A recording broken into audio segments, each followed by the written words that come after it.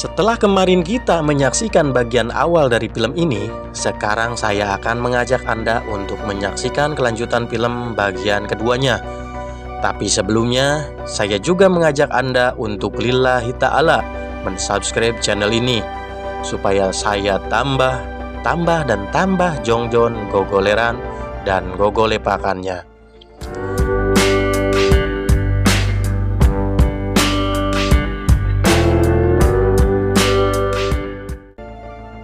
Tidak berlama-lama lagi, mari kita saksikan kelanjutan rangkuman film dalam sinopsis film The Menu bagian 2.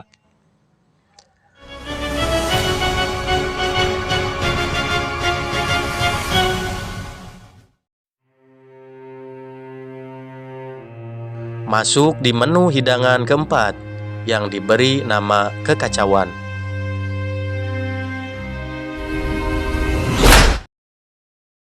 Disinilah mulai menunjukkan keanehan dan ketegangan, di mana Slowik memanggil dan memperkenalkan asisten kokinya yang bernama Jeremy Loudon. Slowik menceritakan asal-usul dan perjalanan hidup asisten kokinya yang satu ini, yang memiliki cita-cita tinggi dan sifat ambisiusnya yang sama seperti dirinya. Tapi tiba-tiba,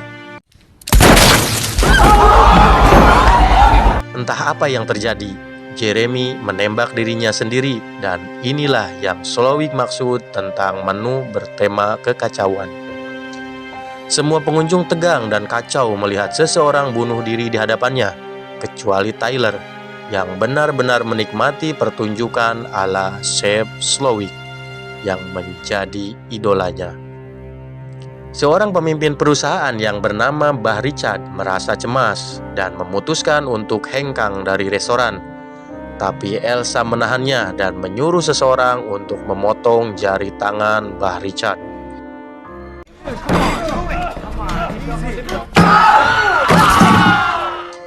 Ini menambah kekacauan dan keanehan pengunjung di dalam restoran itu. Tapi lagi-lagi, Tyler dengan santuinya tidak memperdulikan keadaan dan hanya tetap fokus menyantap makanan yang dihidangkan. Kemudian Elsa meminta Margot untuk menemui Slowik di dapur. Sekali lagi Slowik menanyakan siapa Margot. Pasalnya nama Margot tidak ada dalam daftar tamu dan Margot bukan bagian dari rencananya.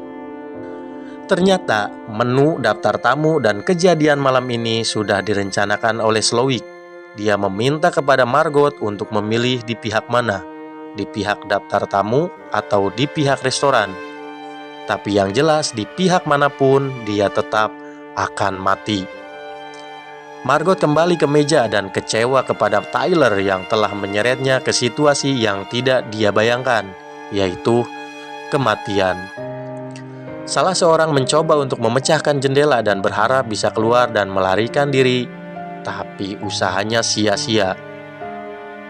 Sampai menu hidangan berikutnya disajikan, yaitu teh palatum. Teh yang bisa menenangkan seseorang dalam situasi sulit apapun. Sambil menikmati secangkir teh hangat, Slowik mengungkapkan semua niat dan tujuannya melakukan semua ini. Dia mengakui restoran dan Pulau Hawthorne bukan miliknya, melainkan dibiayai oleh Doug Ferrick. Dan Slowik memperlihatkan ke jendela, yang ternyata Doug Ferrick selaku investornya sudah terikat dan ditenggelamkan.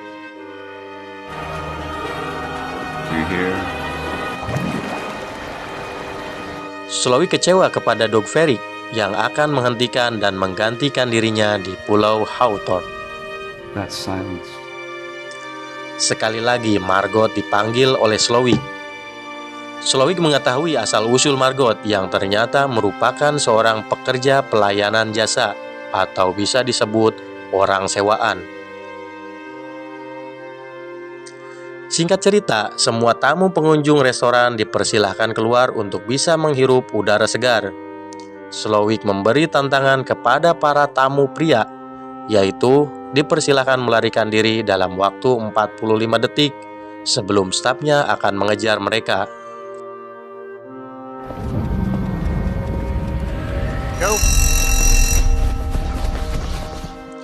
Namun faktanya, tidak ada satupun yang berhasil lolos. Mereka semua berhasil tertangkap dan kembali ke dalam restoran.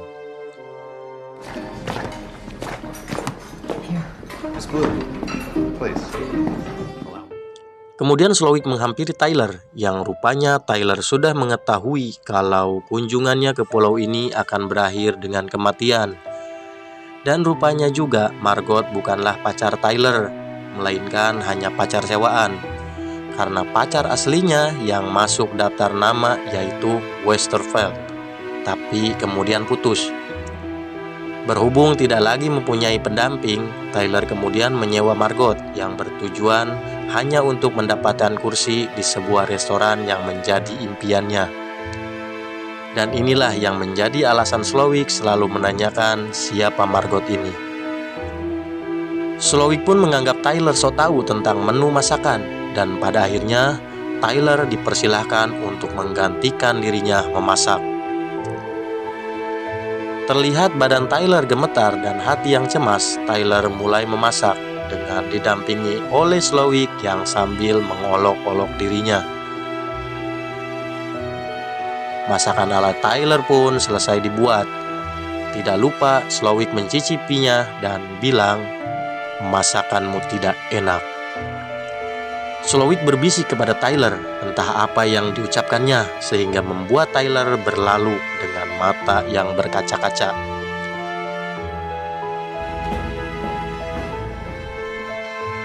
Singkat cerita, Margot kembali dipanggil oleh Slowik. Slowik memilih Margot menjadi asisten barunya dan meminta Margot untuk mengambilkan sebuah tong yang berisi bahan bakar yang disimpan di ruang pengasapan.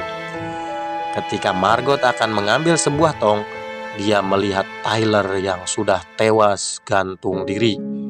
Entah perkataan apa yang dibisikkan Slowik sehingga membuat Tyler rela mengakhiri hidupnya.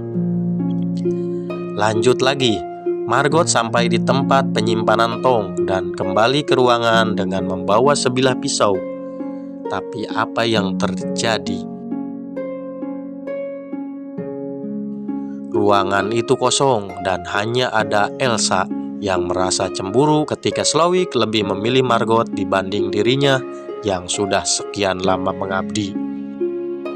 Akhirnya perkelahian pun terjadi yang dimana berakhir dengan Elsa yang terbunuh oleh Margot.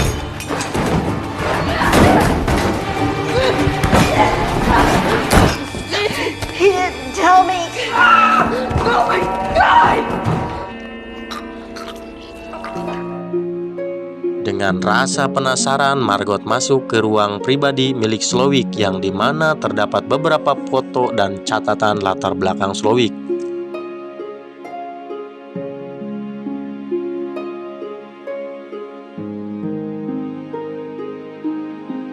Di sana pula Margot menemukan radio pemancar dan mencoba meminta bantuan. Margot kembali ke ruangan membawa sebuah tong yang dimana ruangan itu sudah ada lagi semua orang. Tidak selang lama, terdengar suara kapal yang datang dan mungkin itu bantuan yang dihubungkan melalui radio tadi. Slowik bergegas meminta semua orang dibersihkan dan dirapihkan agar seolah-olah di tempat tersebut tidak terjadi apa-apa. Slowik berpesan agar tidak ada yang buka mulut kalau ingin selamat. Benar saja, seorang keamanan laut datang dan memastikan kondisi di restoran itu. Namun pengunjung tidak ada yang berani buka mulut, kecuali sang aktor yang menulis sebuah pertolongan dalam secarik kertas. Keamanan laut itu langsung membacanya dan mengangkat pistol. Hands on your head, everyone, now. Para pengunjung bahagia bukan main karena pertolongan sudah datang. Tapi apa yang terjadi? Pertolongan itu hanyalah sandiwara karena seorang keamanan laut itu adalah bagian dari tim dan bagian dari settingan Slowik. Slowik kembali menyiapkan hidangan terakhir. Tapi Margot teringat latar belakang Slowik dan mengambil inisiatif untuk melakukan sesuatu. yaitu memesan burger keju yang dimana itu adalah pekerjaan pertama Slowik sebelum terkenal seperti sekarang ini. Margot meminta Slowik untuk membuatkan dirinya burger keju yang original dan tradisional tanpa ada sajian mewah. Seketika hati Slowik tersentuh dan membuatkan burger untuk Margot.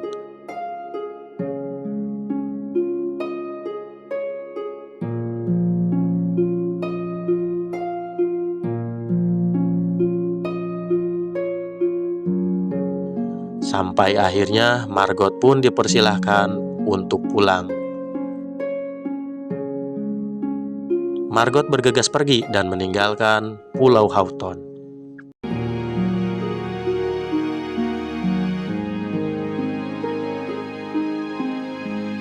Akhir film, Slowik menyiapkan menu terakhirnya, yaitu menu yang menyajikan hidangan dengan dilengkapi topping para pengunjung, koki, dan seluruh staf restoran.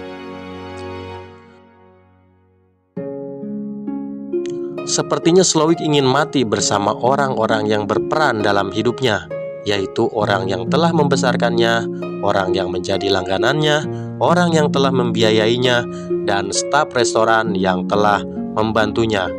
Berikut dengan Pulau Houghton yang telah menjadi tempatnya. Dan juga menjadi menu terakhirnya yang diberi nama marshmallow coklat biskuit isi pelanggan, koki, dan staf restoran. Inilah menu mahakarya dari Chef Julian Slowik.